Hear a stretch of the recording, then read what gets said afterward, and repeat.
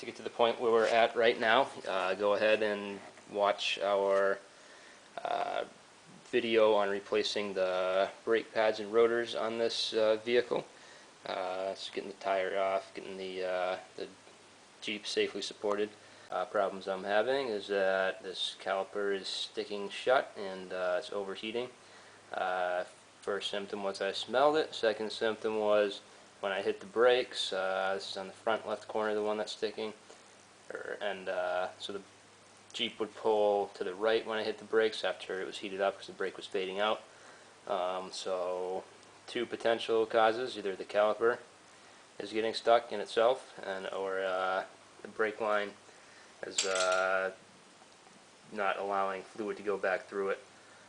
So we're going to check both of those right now and see. So to start by checking the line, first thing we're going to do is we're going to get in the Jeep and pump the brakes, and then just kind of build up some pressure.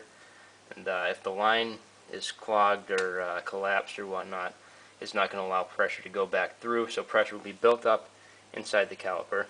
And then we're going to come over here to the bleeder screw and bleeder valve and open it up. On this is a 3/8 inch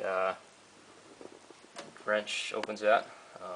So if fluid comes squirting out with some pressure, then we know the line is probably collapsed and we need to replace that, and that's most likely the problem. If it just comes dribbling out, then we know that chances are it's going to be the caliper that's bad. Just going to pump the brakes a few times to build up some pressure in the caliper.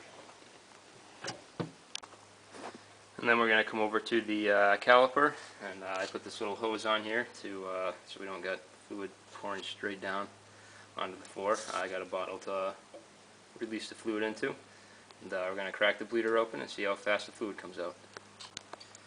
Alright, it was hard to get the camera in there too, but I only had a small amount of brake fluid dribbling out, which is leading me to believe that it's the caliper that's bad rather than the line. There are more tests you can do. Leave that up to you to find. I'm calling this good right now. New caliper is only $23 down in Napa, and I'm just going to go ahead and replace it. Now that we've decided to replace the caliper, we're going to go ahead and pull it off. To do that, we're going to need a 13mm wrench and a 9/16 inch wrench. 13mm will be used to take off the caliper slide bolts, one up here with the rubber fitting, one down here with the rubber fitting, and the 9/16 will be used to take out the banjo bolt on the brake line. First thing I did here before going to do this is sprayed down all around the banjo bolt with brake cleaner. Just would like to keep that as clean as possible, trying to get any dirt into the system. If you're using the brake cleaner, just try not to get it on the rubber hose here. Just not a good combination. You're going to have fluid coming out of the caliper in the line a little bit, so I got a catch pan here. Alright, brake was pretty well clamped onto the rotor here, so I just threw a C-clamp on it. Compress the piston a little bit, and now we're going to go ahead and pull it off. Alright, I don't know if you can see right there that little kind of cloudy spot in the pan.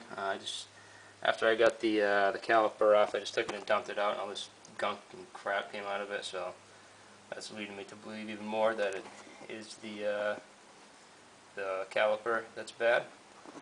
So here's the old caliper right here. Alright, so we've got the new caliper next to the old, just comparing size, make sure they look generally the same so that we don't have any surprises when we go to put it on. New caliper came with 2 new mounting bolts there, and 2 new copper washers for the banjo bolt. I probably will not use these bolts. I'll just reuse the factory ones again. I'd rather trust the factory ones than bolts made in China or who knows where. I mean, I'm sure they're fine, but I just prefer the factory hardware when possible.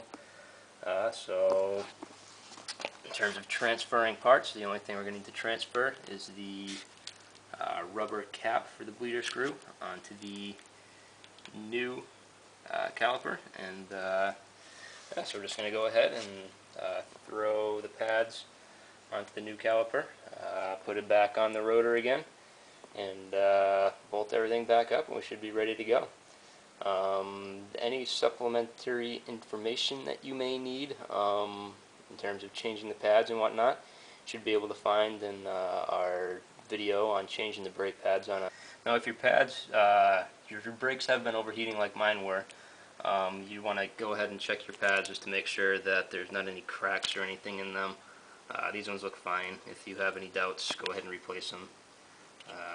Better to spend 20 bucks on brake parts than lose your life.